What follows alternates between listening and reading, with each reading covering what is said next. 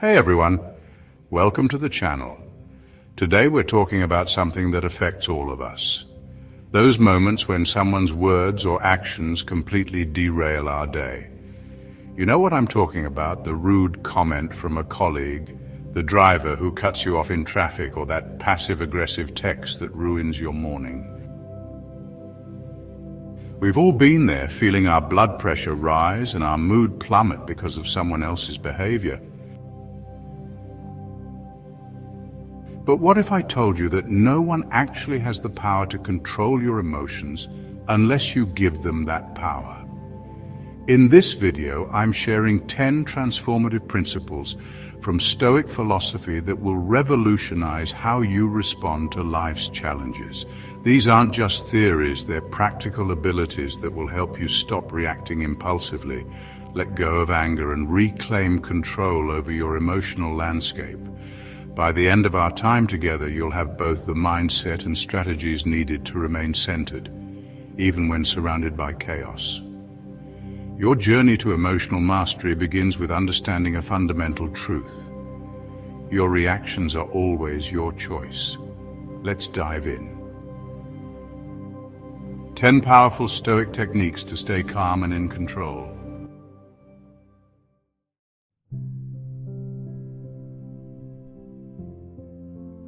Number 1, the power to choose your response. The first and most powerful principle to understand is that your emotions are your responsibility, no one else's. The world will present challenges, disappointments, and provocations, but how you respond remains entirely in your hands. Think of emotional mastery like wearing noise-canceling headphones in a bustling city. The chaos continues around you, but it no longer invades your inner sanctuary. As Viktor Frankl wisely observed, between stimulus and response there is a space. In that space is our power to choose our response. When someone cuts you off in traffic or criticizes you unfairly, you have a moment, brief but powerful, to choose calm over chaos. This isn't about suppressing your feelings, but rather pausing to reflect and reframe the situation. Here's a simple 3-step approach you can practice. Pause and identify what you're feeling. Ask yourself why this situation is triggering this response. Consciously choose how you want to respond. Imagine walking through life unbothered by others' actions, maintaining your composure regardless of external circumstances. In every moment you have a choice. Let others dictate your emotions or reclaim your power and protect your peace. Remember, others' behavior doesn't define you, but your reaction to it does.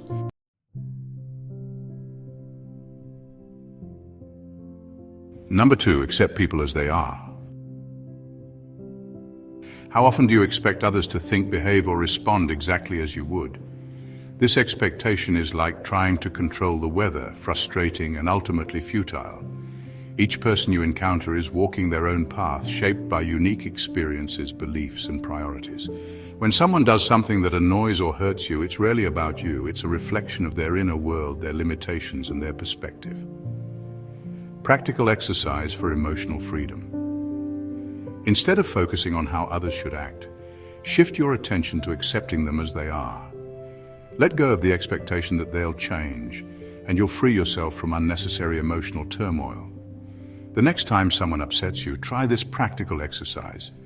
Ask yourself, what was I expecting them to do? Challenge that expectation. Is it realistic to expect someone else to act exactly as I would? Shift your focus. How can I respond calmly while maintaining my peace? Recognize that people are who they are, not who you want them to be.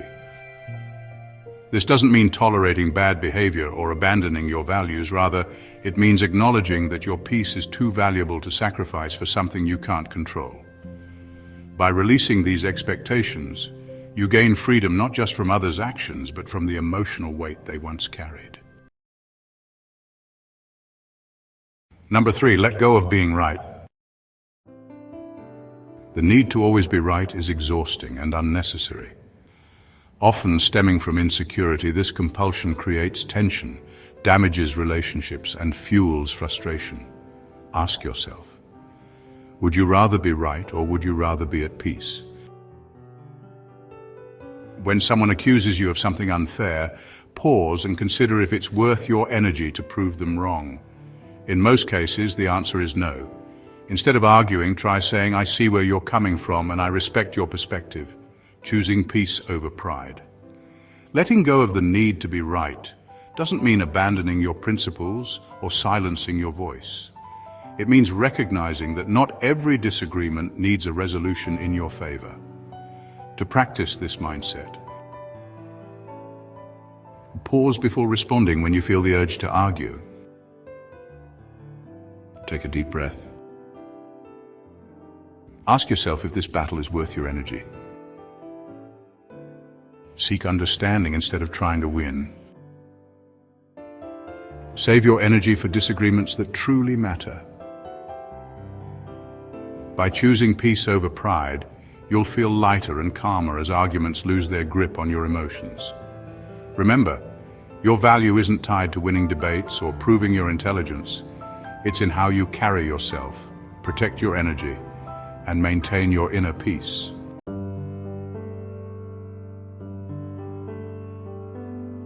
Number 4, stop letting others' words define your worth.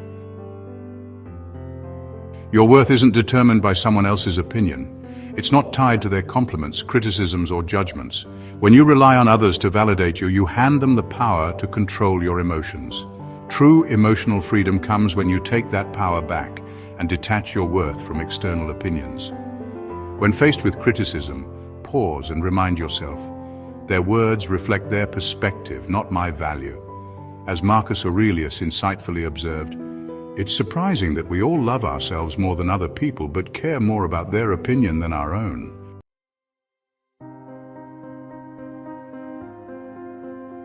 Number 5, protect your energy with boundaries. Boundaries aren't selfish. They're necessary for maintaining healthy relationships.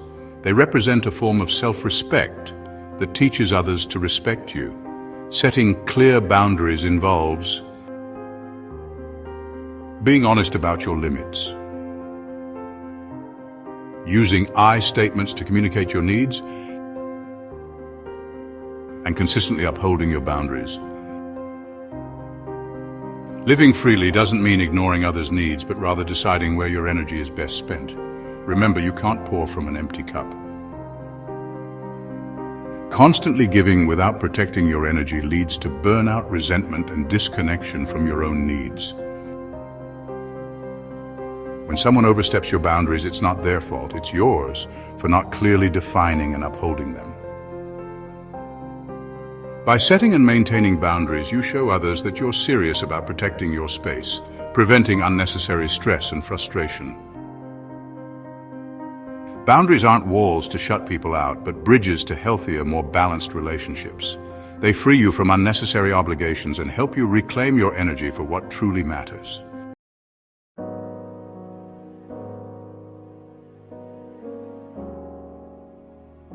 Number 6, detach from others' opinions. Everyone views the world through their own lens, shaped by their experiences, biases, and insecurities. When you internalize others' opinions, you give them power over your emotions and decisions. Your worth isn't up for debate, and you shouldn't let someone else control your narrative. Detaching from opinions means not letting external validation or criticism affect your self-worth. Instead, find confidence and joy from within, unshaken by external noise. Consider this example.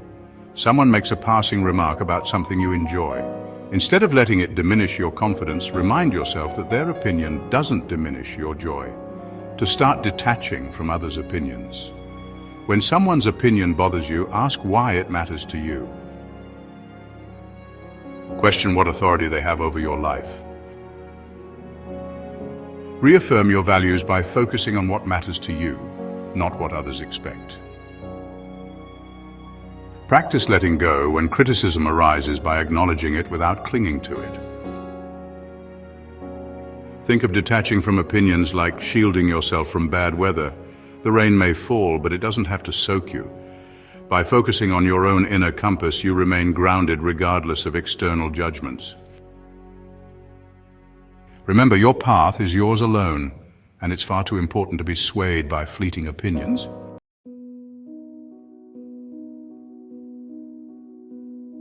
Number 7, respond with silence, not anger. In heated arguments or when faced with hurtful comments, silence can be your most powerful tool. It allows you to choose calm over chaos and denies others the reaction they seek. Silence doesn't indicate weakness, but rather strength in valuing your peace. The less you respond to negativity, the more peaceful your life becomes. When someone tries to provoke you, staying silent denies them the reaction they seek.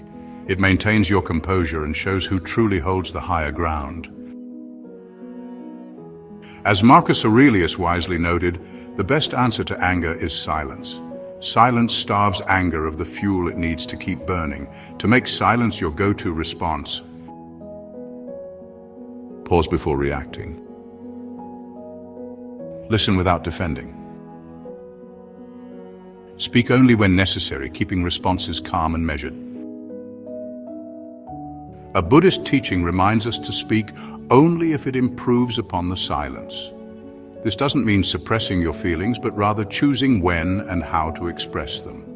Silence doesn't ignore the problem, it preserves your energy for moments where your voice truly matters.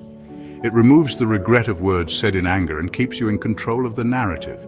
Remember, silence isn't the absence of a response, but the presence of wisdom.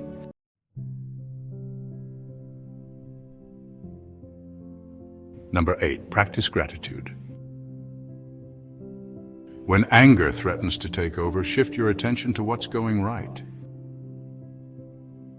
Gratitude works like a mental reset button, pulling you out of negativity's spiral and reminding you of the good that exists even in frustrating situations. Imagine you're stuck in traffic and feeling your frustration rise. Take a deep breath and think of 3 things you're thankful for. Perhaps having a car, the opportunity you're headed toward, or the music playing on your radio. To make gratitude a daily habit, pause and reflect when anger starts to rise. Keep a gratitude journal to write down 3 things that went well each day. Use gratitude as a reframe when faced with a challenge. Gratitude often comes from recognizing what you still have. Even when receiving harsh feedback, you can be grateful for the chance to learn and grow. This practice shifts your focus from what's lacking to what's present. It's not about denying frustration or anger, but about choosing to prioritize what uplifts you over what drags you down. The next time you feel anger creeping in, pause and ask yourself what you can be thankful for in that moment. You'll find that gratitude replaces anger with calm, clarity, and a sense of control.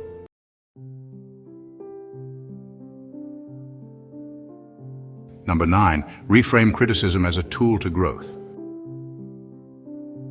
When faced with criticism, your first instinct might be defensiveness or anger, but what if you could shift your perspective and look for the value it holds, no matter how it's delivered? Criticism can show you blind spots, challenge your thinking, or push you to improve. It becomes a source of self-betterment rather than frustration. Not all criticism is valid or worth your attention. Learn to filter what's constructive and discard what's not. To handle criticism with grace, pause before reacting. Evaluate the source. Find the lesson, even in poorly delivered criticism. Criticism can be a mirror that helps you understand yourself better. By welcoming feedback, even when it's uncomfortable, you develop resilience, humility, and a stronger sense of self. Growth often hides in discomfort, and those who embrace it unlock a level of strength that no criticism can shake.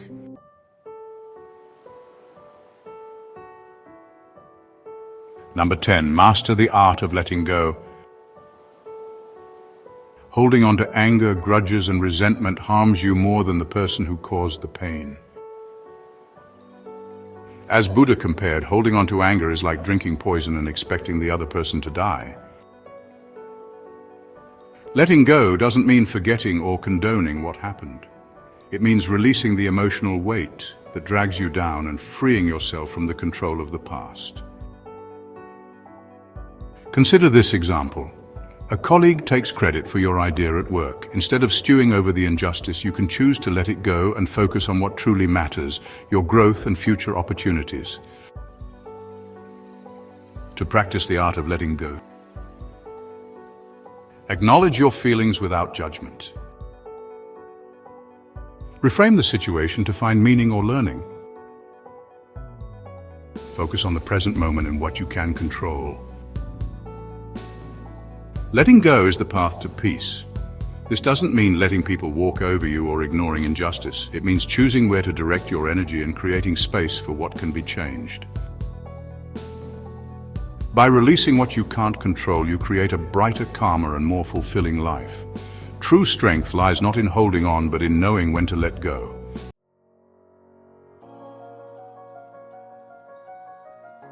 And there you have it. 10 powerful Stoic techniques to stay in control of your energy and your life. Emotional mastery isn't about what happens to you, but how you choose to react. The power to stay calm, centered, and free lies entirely in your hands. By implementing these principles, choosing your response, accepting people as they are,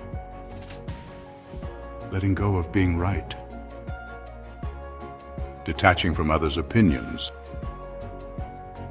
setting boundaries, responding with silence, practicing gratitude, reframing criticism and mastering the art of letting go, you protect your peace and navigate life's challenges with grace and clarity. Remember, no one can make you feel anything without your permission. Your emotions are yours to manage and your peace is yours to protect. The next time someone tries to disturb your calm, pause and remember you always have a choice. Choose peace. Choose freedom. Choose the power that has been yours all along. Thank you for joining me in this journey. If you find this video helpful, please hit the like button and subscribe for more content on personal growth and emotional mastery. Share this with someone who might benefit from these principles. And let me know in the comments, which of these principles resonated with you the most? What strategies do you use to maintain your calm when others try to disturb it? Thank you for watching, and I'll see you in the next video.